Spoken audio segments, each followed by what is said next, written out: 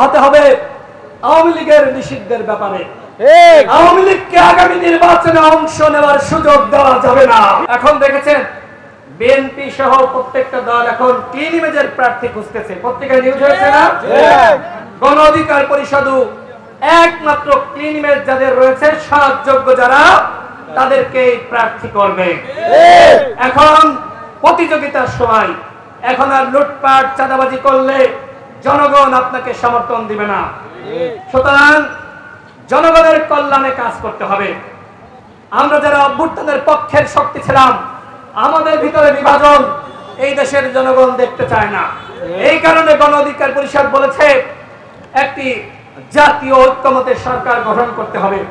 যখন এই সরকার গঠন করবে, একমাত্র দল হিসেবে গণ অধিকার পরিষদ প্রস্তাব রেখেছিল যে এই পরিস্থিতিতে, এই সংকট মোকাবেলায় জাতীয় ঐক্যমতের যারা গণঅভ্যুত্থানে ভূমিকা রেখেছে, সবার অংশীদারিত্বে সরকার ছাড়া কোনোভাবেই এই দেশকে কন্ট্রোল করা যাবে না। আমরা প্রস্তাব রেখেছিলাম, এখনো রাখছি, যতদিন এই সরকার ক্ষমতায় রয়েছে। ইতিমধ্যে ডক্টর মোহাম্মদ ইউনূস স্যার তিনি বলেছেন এই বছরের ডিসেম্বর অথবা আগামী বছরের মার্চ অথবা জুনের মধ্যে ইলেকশন দিবে।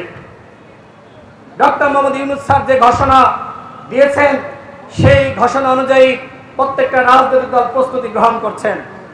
কিন্তু অনেকে নির্বাচন নিয়ে একটি সংকট শুরু হোক, নির্বাচন নিয়ে একটি ঝামেলা শুরু হোক, দেশ অস্থিতিশীল হয়ে যাক, সেই ধরনের পায়তারা করছে। আমরা ডক্টর মোহাম্মদ ইউনূস স্যারের উপর আস্থা এবং বিশ্বাস রাখতে চাই। তিনি যে ওয়াদা জনগণের কাছে করেছেন, আমরা দৃঢ় বিশ্বাস করি সেই ওয়াদার বরখিলাপ তিনি করবেন না। তার একটি আন্তর্জাতিক ইমেজ রয়েছে।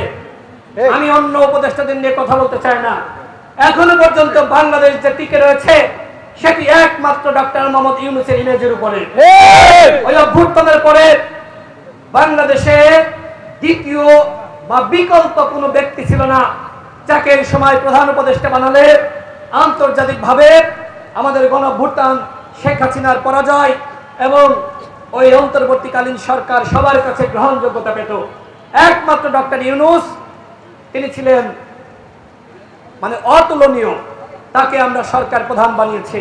কিন্তু এই সরকারের কতিপয় উপদেষ্টা আমরা লক্ষ্য করছি আওয়ামী লীগকে নানানভাবে পুনর্বাসন করছে। ওই যে আওয়ামী লীগের এমপি দামি আব্দুল আজিজ, ও কিভাবে জামিন পেল? এখন পর্যন্ত সচিবালয়ে যে আওয়ামী লীগের সুবিধাভোগীরা ছিল তাদেরকে বিতাড়িত করা হয়নি।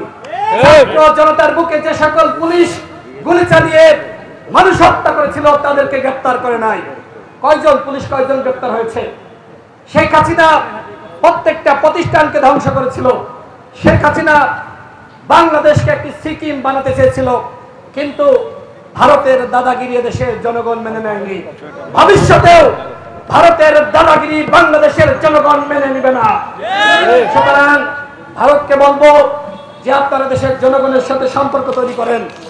বাংলাদেশের জনগণ ভারতের সাথে সম্পর্ক চাই, সেই সম্পর্ক হলো সম্মান এবং ন্যায্যতার সম্পর্ক। সংগ্রামী সাথী ও বন্ধুগণ, আমার পরে আমাদের সভাপতি বক্তব্য রাখবে, আমি শেষ করছি। তার আগে দুটি কথা বলতে চাই। এই যে অন্তর্বর্তীকালীন সরকার, এই সরকার আমাদের সকলের সরকার।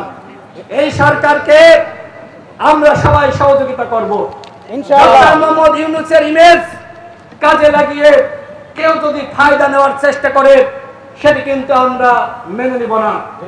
কেউ যদি দাবি করে এই সরকার আমাদের সরকার, আমাদের দলের সরকার, সেটি কিন্তু আমরা মেনে নিব না। ডক্টর মোহাম্মদ ইউনূস তিনি বিএনপি, জামাত, গণ অধিকার পরিষদ, ইসলামী আন্দোলন সহ বাংলাদেশের প্রত্যেকটা রাজনৈতিক দল এবং এদেশের 18 কোটি মানুষের সরকার। সুতরাং কেউ যদি মনে করেন